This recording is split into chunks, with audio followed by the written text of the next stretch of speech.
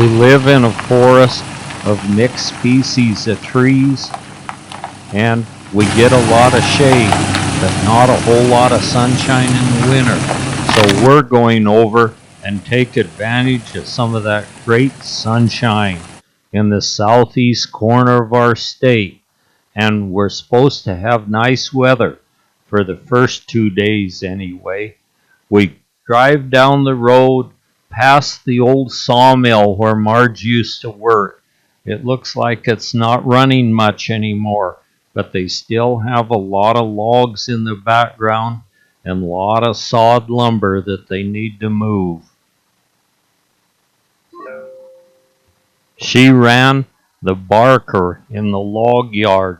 It's a great big machine that takes the bark off the trees so they can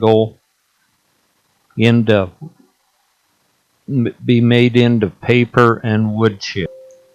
There are no cars in the parking lot, so only very few people must be working now.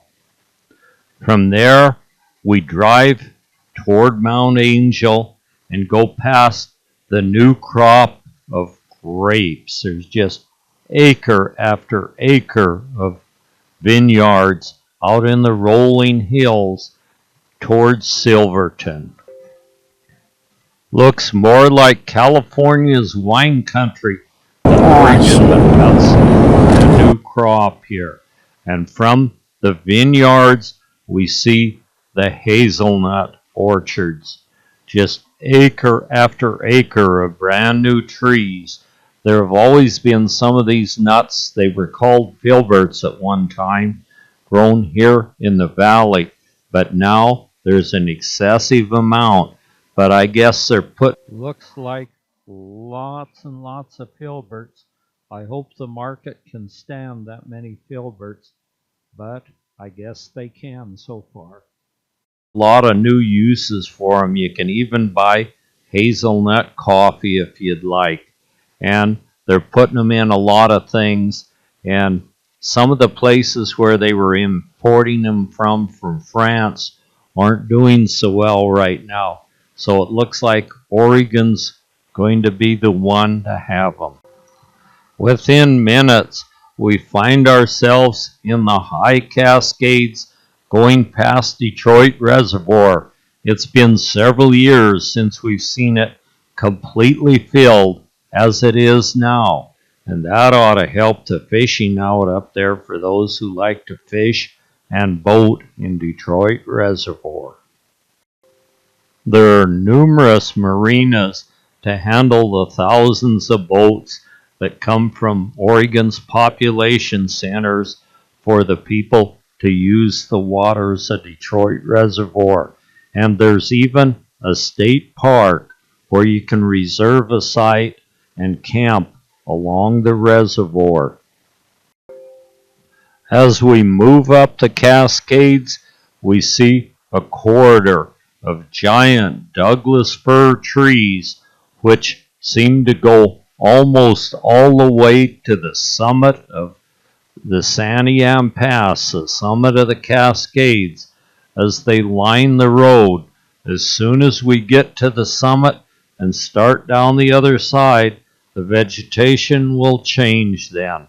Some wild strawberries gently wave in the gentle breeze of the high Cascades, then past where there's been a devastating forest fire and killed acres and acres of really good timber, and they've just left it stand to rot. What a shame. It looks like that could have been salvaged, but it hasn't. Being a clear sunny day with only a few clouds hanging on the horizon, we can look over and see some of the snow-capped volcanic peaks of the high Cascades as we move right over the summit, and pretty soon we start down the other side of the Cascade Mountains. Recent snowstorms have painted the higher peaks of the Cascade Mountains a pretty white against a nice blue sky. Mount Washington is standing tall and looking good right at the summit of the Santiam Pass. Over the Santiam Pass and then into the pine forest as we push down towards Sisters. The trees stand tall and straight, and they're mostly ponderosa pine down here, a real excellent looking tree that grows well on this side of the Cascade Mountain Range. As we move farther into the rain shadow of the Cascades, the surroundings become drier and drier, and so all this will support our junipers, but there are plenty of them. Over past Bend, heading towards Burns, we go through giant juniper forests, and these smell really good, and they're even starting to saw some of those in small mills to make some lumber. People are buying this lumber to build planters out of, and they make great fence posts, but they're getting to be too many of them, and so a lot of them are being burned by forest fires, and also the government's going out and cutting lots of these and leaving them lay. Our nation's flag is gently waving in the springtime breeze as we move through the little town of Burns in southeast Oregon. This is one of the places where that drama unfolded of the refuge takeover.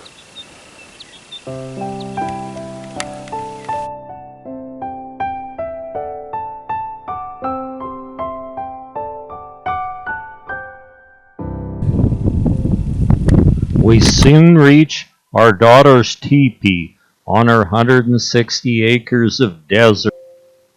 The sago lily have their petals spread out wide on the desert floor, as well as some of the buckwheat flowers to add some contrast and color to a desert. Even a stalk with 3 lilies on it. This means it's been a very good year for the flowers out here. Lots. From the desert, we get in our vehicle and drive a few miles to Willow Creek Hot Springs, where we take a much needed bath. The next morning, we roll out of bed early, and we're going to go see if we can find some petrified wood. Since the weather's great today, it'll be a good time to do this. We go down a little 2-track road, ford a small creek which is swollen a little bit due to the snow melt, but no problem. Then we'll wind up through a sagebrush flat and move right on up into the edge of the foothills, where we can dig for some of that much coveted petrified wood that this area is so famous for. People from all over the world come here to dig that prize, and this is prized for people that enjoy making jewelry out of it. It's very hard, takes an excellent finish, and you'll find it in several different colors. This time we're going to do it a little differently. We're going to the shallow dig spot. Where we've been going, it's the deep digging spot, and there's about 5 foot of overburden over the top of the wood. And the shallow spot, it comes almost to the surface. So you don't have to spend all your time shoveling dirt off the top of the wood. And we'll try it and see what we can find. A few old range cattle run as we approach them, and we can see the little buttes are still supporting a nice coat of snow on top. The lupin are blooming really great. It's been a great year out here for all the flowers and everything. We reached the shallow dig spot, and within no time, Marge is finding some really pretty petrified wood, and it runs from all different colors to a regular wood color to a really bright, shiny black, and some greens and other colors in it too. So this is a real prize to find a spot like this. And we don't have to dig that deep. She's just got this little pick, and she just goes into the ground and starts chipping away. And one after another, these petrified wood give themselves up to her to put in her bucket. These are strictly regulated. You're only allowed 25 pounds per person per day, and then there's a yearly limit of like 250 pounds. One piece after another, she pulls them out to where she's going to have her limit of wood in just next to no time. The last times we were here, we dug in the deep holes, and someone took a backhoe in and done a bunch of digging there, which is strictly illegal.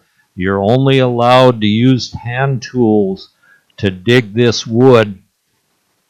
And so they were arrested, and somebody brought some equipment in and filled the holes they dug, but they messed up the spots where we like to dig.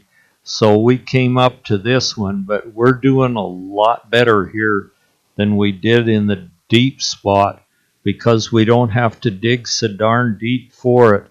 And Marge is really getting after it. I'm just wondering if I'm going to be able to get her stopped when she gets her 25 pounds of wood. She's on the trail of one. She's got to carefully remove some of the overburden off from it so she can pull it out. And wow, there it is. Some nice shiny black wood with excellent grain. There are a few lupin growing right around where we're digging for the wood. And of course, some little daisies are gently weaving in the gentle breeze, as well as some of the buckwheat. And the Indian paintbrush seem to be at their primo in bloom right now. We see them scattered around over the desert floor. Within a little bit, we have our 25 pounds each of petrified wood, and it's time to head back now. It's beginning to spit a little bit of rain, so it's probably time for us to get out of these dirt roads. But that doesn't seem to bother this Great Basin gopher snake. He's going to crawl across the road right in front of us, and so I have to be really careful not to run over one of these guys. We go to the hot springs to take another bath. I look right next to the parking lot in the hot springs, and I see 5 little eggs laying there. Those belong to the northern harrier hawk, which builds their nests on the ground. We head back for the teepee, and of course we're greeted again by the resident black stallion called Old Midnight. We hit this at just an ideal time. The full moon is shining brightly, lighting up the desert. and a hawk is along a fence, hopping from fence post to fence post as we move by. We did great the day before at digging petrified wood, so why not get up early again the next morning and go out and see if we can dig some more of the wood? The old hawk, he's sure having a good time flying in front of us, and so we reached the wood digging spot, and it looks like Marge is after it again as she pulls out one nice big beautiful piece after another, which has been under the ground for who knows how many centuries. We don't have to dig very long, and we'll soon have our limit of 25 pounds again. And what a limit of stuff. It's just an excellent opportunity. I'm sure glad we can do this. I expect that in time, as more and more people get out here doing this, that it'll be some sort of regulations on it, or maybe they'll cut it down completely. It looks like another nice piece of petrified wood is giving itself up to us. We got to move real carefully and pry it up so we don't break it. But there's sure a lot of it here, and it's real easy to dig without that 4 foot of overburden over the top of it. You just get down, wiggle the piece a little bit, and out it comes. Another nice, great big piece. And it won't take many pieces like this to make 25 pounds. This stuff is real dense and hard and very, very heavy. The weather's getting a little worse, and we see a little squall hanging on the hilltops above it. And now it's back to the teepee, and we're going to do a little bit of fencing. We're trying to put a fence at least around the teepee so desert goers will know that it's not BLM land, and maybe they won't come in and do the vandalism they might otherwise, although very seldom anyone comes by. Of course, old Midnight is here to watch after it too, as he comes by the teepee every day. It looks like he needs his mane trimmed. It looks like he's got it all matted up, but it doesn't seem to bother him one little bit as he puts some space between us and the desert across the sagebrush flat. He snorts a few times and then forgets about us and goes on about his serious business of eating bunch grass on the desert floor. We found the teepee to be really excellent to camp in, and also it's in an excellent spot out here where there's the nearest road is like almost 8 miles away, and the nearest neighbor's about 10 miles away, and then the nearest highway is several miles farther. So it's so quiet. This is the only place I know of where you can go and never hear a vehicle sound in the background other than airplanes. Old Midnight's favorite activity is just standing watching the teepee as the gentle breezes ripple the canvas of the teepee.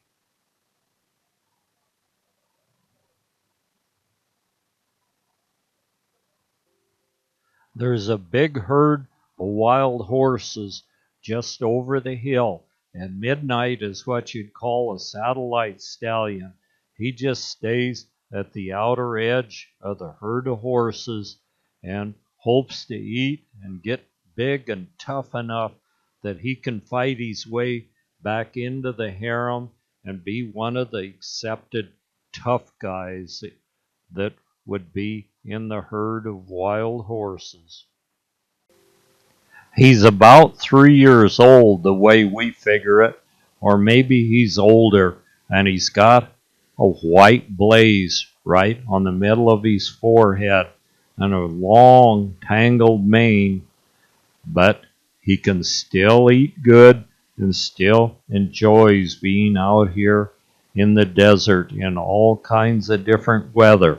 They're definitely survivors. They're out here in the worst of storms and the searing heat of the main herd lurks on the top of the hill, not far from the teepee, and there's lots of mares and colts and several stallions in this herd, and I think it amounts to about 29 or 30 animals, and they're of a lot of different colors. A small harem gallops right in front of us, as the stallion usually always stays between you and the mares, and he doesn't have a colt, but he's wanting to change that as soon as he can. He turns around and snorts to challenge us. Now we decided that we're going to go dig some of those snakeskin agates that we've been hearing so much about. And I understand that they're quite rare to find the good snakeskin agates. And so we're going to drive over toward Rome. That's Rome, Oregon. And it was named because they're rock formations that the early pioneers thought looked like the towers of Rome. So we're going to go paved road first, and then we get off onto another two-track dirt road with grass growing up the center of it, and we'll move along this road for maybe only about 5 miles till we come to a spot where we'll find them. We keep an eye out for snakeskin agate, and we see a lot of buckwheat in bloom. Some of the prince's plume grow right in with the sagebrush, with their stems sticking high above the sagebrush flats.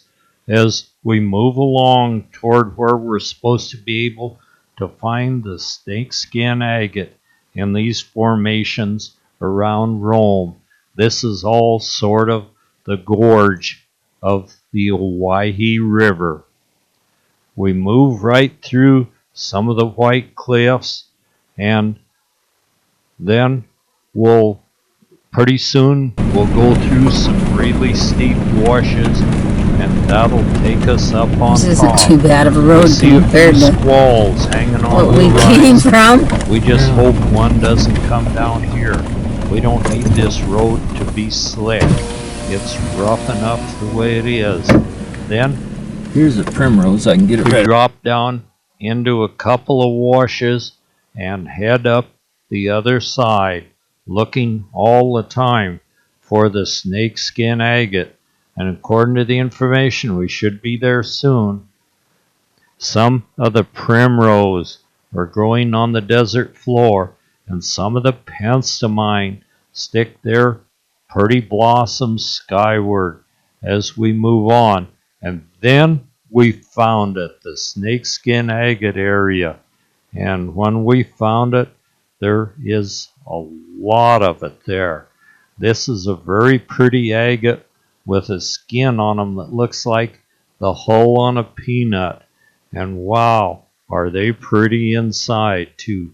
Some of them are broke open, and you can see the pretty pink agate within. And we didn't even have to dig for it. You just walk around and pick them up right off the desert floor. Oh, there it is too. They're like an iceberg. Yeah. You only see a small portion of them sticking above ground. Then when you pull it up, you get a pretty good sized piece with this rough exterior on it. I've never seen these before. I don't know whether they're unique only to this area or not. bet the wildflowers sure are Yeah, blooming well, that's nice nice. here as we walk Yeah, around, snarly just they are. picking them off Yeah. the ground. The sagebrush area.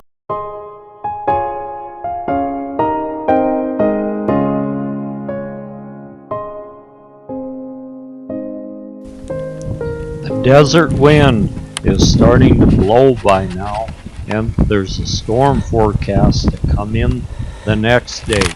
So we have a lemon snakeskin agate. So we're going to head back to the teepee and go to the hot springs and wash some of the snakeskin agate off from our clothes, off from our hand, off from us. When we reach the hot springs, I see that northern harrier hawk is setting on those eggs again. I hope all is going well for her. It seems like she's been sitting there way too long. Maybe someone spooked her since she's right next to the parking lot, and maybe the eggs aren't going to hatch at all. I guess being right on the edge of the parking lot, she's probably pretty accustomed to people coming by.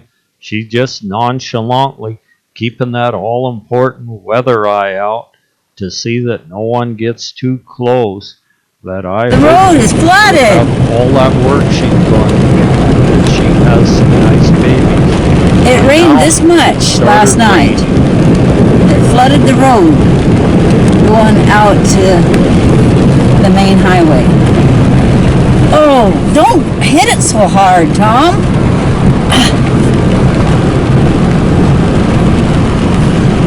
Darn.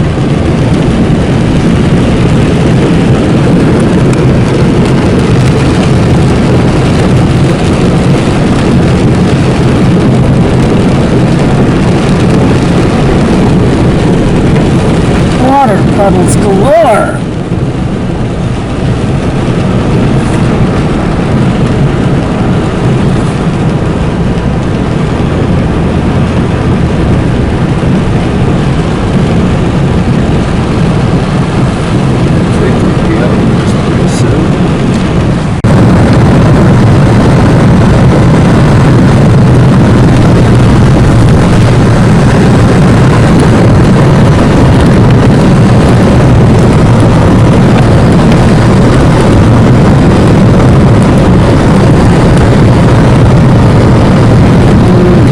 Goodness.